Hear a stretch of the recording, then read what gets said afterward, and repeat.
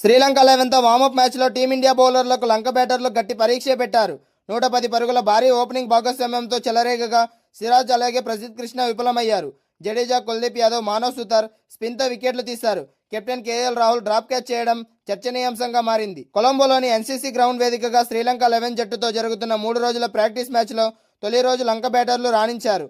Toss గెలిచి first batting ఎంచుకున్న శ్రీలంక 11 భారత బౌలర్లు త్వరగానే ఆల్అౌట్ చేస్తారని భావించినప్పటికీ లంక బ్యాటర్లు నిలకడగా ఆడి మంచి స్కోర్ సాధించారు. ఈ మ్యాచ్లో శుభ్మన్ గిల్ లేకపోవడంతో జట్టుకు నాయకత్వం వహిస్తున్న కేఎల్ రాహుల్ స్లిప్లో ఒక సులువైన క్యాచ్ను నేలపాలు చేయడం కూడా భారత ఫీల్డింగ్లో ఉన్న లోపాలను ఎత్తిచూపింది. భారత స్టార్ పేసర్లు మహమ్మద్ సిరాజ్ అలాగే ప్రసిద్ధ్ కృష్ణ శ్రీలంక ఓపెనర్లను ఏమాత్రం ఇబ్బంది పెట్టలేకపోయారు. లంక ఓపెనర్లు నిషాన్ ఫెర్నాండో అలాగే రవీంద్ర రసంత మొదటి వికెట్కు ఏకంగా 110 పరుగుల శతక భాగస్వామ్యాన్ని నెలకొల్పి గట్టి పునాది వేశారు. ఫెర్నాండో 66 పరుగులు చేసి రన్అట్ రూపంలో నిష్క్రమించగా రసంత 6 4లు ఒక సిక్సర్తో 71 పరుగులు చేశాడు. ఆ తర్వాత వచ్చిన పాసింధు సూర్య బండారాయతో 35తో కలిసి రసంత రెండో వికెట్కు 61 పరుగులు జోడించారు. పాసింధు రవీంద్ర జడేజా బౌల్ చేయగా రసంతను మానవ్ సుతార్ పెవిలియన్కు పంపాడు. ఆ తర్వాత వచ్చిన పవన్ రత్ననాయకే 2 సిక్సర్లతో 39 పరుగులు చేసి పేసర్ గుర్నూర్ బ్రార్ బౌలింగ్లో క్యాచ్ అవుట్ అయ్యాడు. 6వ స్థానంలో బ్యాటింగ్కు వచ్చిన శ్రీలంక కెప్టెన్ సోనాల్ దినాషు బాధ్యతాయుతంగా ఆడి హాఫ్ సెంచరీ పూర్తి చేసుకున్నాడు. సోనాల్ 5 4లు ఒక సిక్సర్తో 52 పరుగులు చేసి మానవ్ సుతార్ బౌలింగ్లో ఆఖరి వికెట్గా వెనుదిరిగాడు. మ్యాచ్ ముగిసే సమయానికి చివరి అరగంటలో భారత బౌలర్లు 2 వికెట్లు తీయగలిగారు. సోనాల్ కంటే ముందు రమేష్ మెండిస్ను రవీంద్ర జడేజా అవుట్ చేశాడు. ఈ మ్యాచ్లో ఫాస్ట్ బౌలర్లు పూర్తిగా నిరాశపరిచగా స్పిన్నర్లు మాత్రమే జట్టును ఆదుకున్నారు. భారత పేసర్లలో మొహమ్మద్ సిరాజ్ 13 ఓవర్లలో 44 పరుగులు అలాగే ప్రసిద్ధ్ కృష్ణ 8 ఓవర్లలో 32 పరుగులు ఇచ్చి ఒక్క వికెట్ కూడా పడగొట్టలేకపోయారు. మరొక పేసర్ గుర్నూర్ బ్రార్ 12 ఓవర్లలో 49 పరుగులు ఇచ్చి ఒక వికెట్ తీశాడు.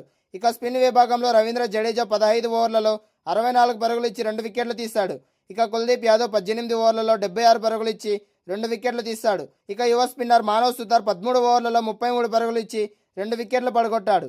సారాంశ్ జైన్ 11 ఓవర్లలో 54 పరుగులు ఇచ్చి వికెట్ ఏమీ తీసుకోలేకపోయాడు. భారత్ శ్రీలంక మధ్య 2 టెస్టుల సిరీస్ ముందు టీమిండియా శ్రీలంక 11తో 3 రోజుల ప్రాక్టీస్ మ్యాచ్ ఆడుతుంది. ఈ 3 రోజుల మ్యాచ్లో టీమిండియా టాస్ ఓడిపోయింది. దీంతో శ్రీలంక 11 టాస్ గెలిచి ముందుగా బ్యాటింగ్ ఎంచుకుంది. అయితే టీమిండియా బౌలర్లు తొలి వికెట్ పడగొట్టేందుకు నానా కష్టాలు పడ్డారు. ఏకంగా శ్రీలంక ఓపెనర్లు 20 ఓవర్లలో ఒక్క వికెట్ మాత్రమే కోల్పోయి 110 పరుగులు చేశారు తొలి వికెట్కు. అది కూడా టీమిండియా బౌలర్లు తొలి వికెట్ తీయలేదు. రన్అట్ రూపంలో ఆ తొలి వికెట్ కూడా దక్కింది. నిశాంత్ మధుశంక 65 బంతుల్లో 11 4లు వన్డే తరహా బ్యాటింగ్ చేసి 66 పరుగులు చేశాక కేఎల్ రాహుల్ రన్అట్ చేయడంతో అతన్ని పెవిలియన్ చేర్చారు. ఇక మరో ఓపెనర్ రవీంద్ర రసంత 143 బంతుల్లో 6 4లు ఒక సిక్సర్తో 71 పరుగులు చేసి మానవ్ సుతార్ బౌలింగ్లో అవుట్ అయ్యాడు. ఇక ఆ తర్వాత బ్యాట్స్మెన్లు కూడా చెప్పుకోదగ్గ ప్రదర్శన చేశారు.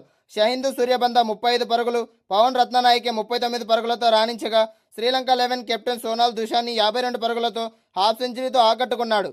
అలాగే రమేష్ మెండిస్ 33 పరుగులు చేయడంతో తొలి రోజు ఆట ముగిసే సమయానికి శ్రీలంక 8 వికెట్లు కోల్పోయి 363 పరుగులు చేసింది. ముఖ్యంగా టీమిండియా బౌలర్లలో సీనియర్లైన మహమ్మద్ సిరాజ్ అలాగే ప్రసిద్ధ్ కృష్ణ తేలిపోయారు. రవీంద్ర జడేజా, కుల్దీప్ యాదవ్, మానవ్ సుతార్కి తలా 2 వికెట్లు తీసుకోగా గుర్నూర్ బ్రార్కి 1 వికెట్ దక్కింది. మొత్తానికి తొలి రోజు ఆట ముగిసే సమయానికి టీమిండియా బౌలర్లు శ్రీలంక 11ను ఆల్అౌట్ చేయకపోవడం ఆందోళన కలిగించే విషయమే. ఈ నెల 15వ తేదీన తొలి టెస్ట్ మ్యాచ్లో టీమిండియా బౌలర్లు ఎలా రాణిస్తారో అనేది ఇప్పుడు ఆందోళన కలిగించే విషయంగా మారింది. మొత్తానికి చూస్తే ఈ మ్యాచ్ శ్రీలంక 11 ఓడిపోవడం అనేది చాలా కష్టంగా మారింది. టీమిండియా బ్యాటర్లు రాణిస్తే డ్రాగా ముగిసే అవకాశం ఉంది. ఎందుకంటే 3 రోజులే కాబట్టి 2 టీంలు కూడా చెరో 2 ఇన్నింగ్స్లు ఆడవలసి ఉంటుంది. మొత్తానికి అయితే శ్రీలంక 11 బ్యాటర్లు తొలి రోజే సక్సెస్ అయ్యారు. టీమిండియా బౌలర్లు మాత్రం పెద్దగా రాణించలేదు.